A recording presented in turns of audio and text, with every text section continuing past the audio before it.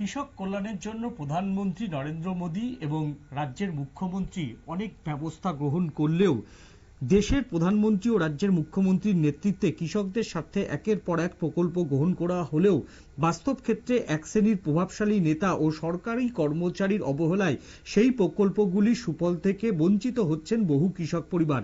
এমন অভিযোগ উঠেছে তেলিয়ামুড়া মহকুমার কৃষ্ণপুর বিধানসভা কেন্দ্রের একাধিক কৃষি প্রধান এলাকা থেকে। উল্লেখ থাকে যে তেলিয়ামুড়া মহকুমার গুরুত্বপূর্ণ কৃষি অঞ্চলগুলির মধ্যে ব্রহ্মছড়া, বাইশগড়িয়া, গোলাবাড়ি ও কৃষ্ণপুর উল্লেখযোগ্য। বিশেষ করে বাইশগড়িয়া ও গোলাবাড়ি এলাকা খোয়াই নদীর তীরবর্তী হওয়ায় প্রতি বর্ষায় নদী ভাঙনে ভয়াবহ প্রভাব পড়ে কৃষিজমি ও বসতবাড়ির উপর। বছরের পর বছর ধরে বহু একর চাষের জমি ও অসংখ্য বাড়িঘর খোয়াই নদীর গর্ভে বিলীন হয়েছে।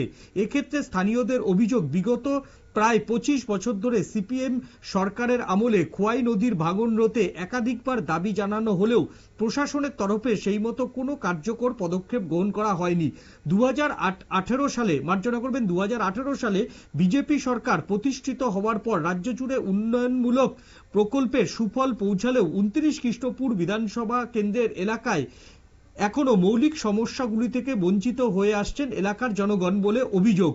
এমন এক ঘটনার সাক্ষী বহন করতে চলেছে দক্ষিণ কৃষ্ণপুর গ্রাম পঞ্চায়েতের গোলাবাড়ি এলাকা। খোয়াই নদীর ভাঙন রোধে গত 1 বছর আগে গোলাবাড়ি নদীর পার এলাকায় বোল্ডার নির্মাণের টেন্ডার করানো হয়। সে জল সম্পদ দপ্তর থেকেই টেন্ডার নির্মাণ করা হয়, কিন্তু 1 বছর গড়িয়ে গেলেও আজ পর্যন্ত দপ্তর থেকে ঠিকাদারকে কাজের বরাত দেওয়া হয়নি বলে অভিযোগ। কি উঠে এসেছে সংশ্লিষ্টর পক্ষ থেকে দেখে নেব।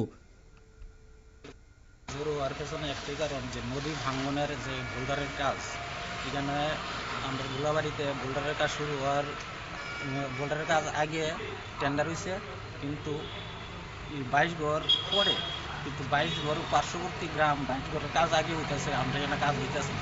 এর লাগিয়া গত 1 সপ্তাহ আগে এখানে আমরা একটা লিখিত আকারে কাগজ জমা দিছি, তারা কিছু জানাইছে না। আজকে আবার জানতে পারছি যে কাজটা কী হয়েছে।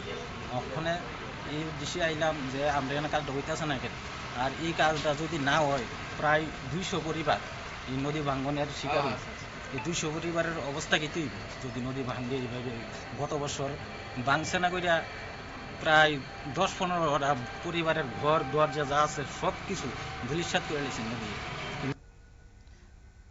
অভিযোগের তীর স্থানীয় জলসম্পদ দপ্তরের আধিকারিকদের বিরুদ্ধে।